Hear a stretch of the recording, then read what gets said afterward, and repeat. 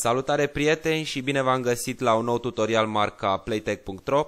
Eu sunt Ionuț și astăzi vom trata un subiect de interes general, cum și cu ce ne curățăm calculatorul de diversi viruși, malware, adware și orice alți nepoftiți. Ce trebuie să facem este să instalăm anumite programe care vor trata diverse probleme prezente în calculator. Am ales aceste programe ComboFix și ADV Cleaner deoarece în urma testelor pe care le-am efectuat, ele s-au dovedit a fi cea mai bună și eficientă metodă de curățare a PC-ului.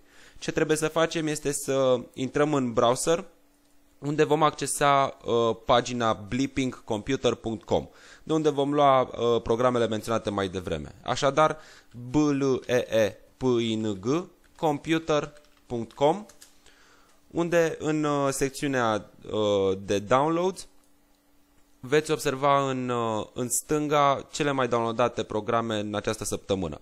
ComboFix este pe prima poziție, dăm click pe acesta, iar aici vom da click pe Download Now pentru a lua fișierul. În scurt timp avem această opțiune, salvează fișierul, iar după ce acesta s-a luat, vom da click pe el pentru a-l rula și a urma procesul de instalare și curățare a calculatorului. Click, Run.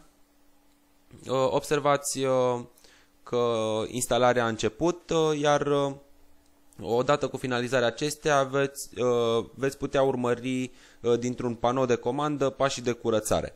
Atenție, acest scanning va opri conexiunea la internet pentru o eficiență sporită.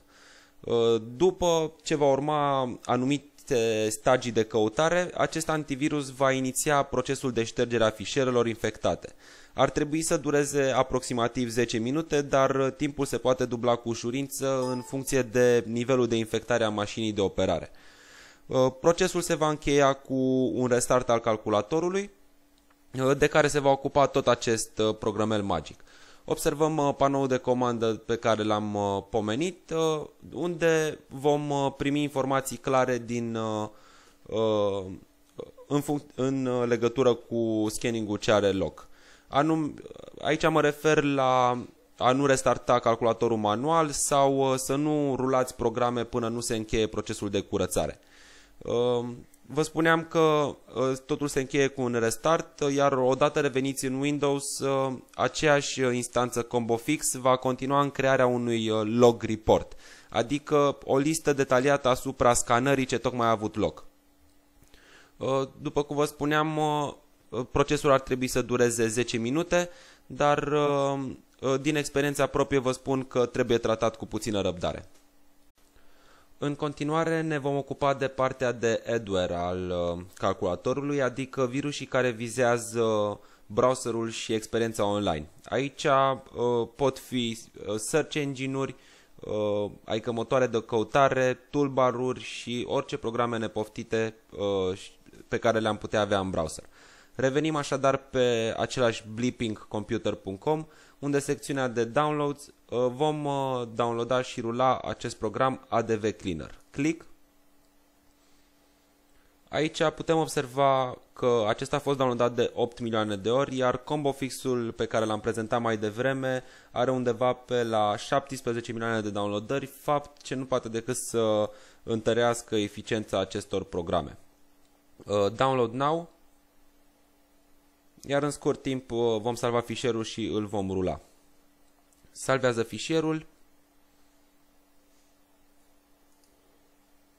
și click pentru rulare. Run. Deoarece eu am mai rulat acest program înainte, dumneavoastră veți avea o opțiune în plus și anume să permiteți rularea acestui program. Click pe Scan.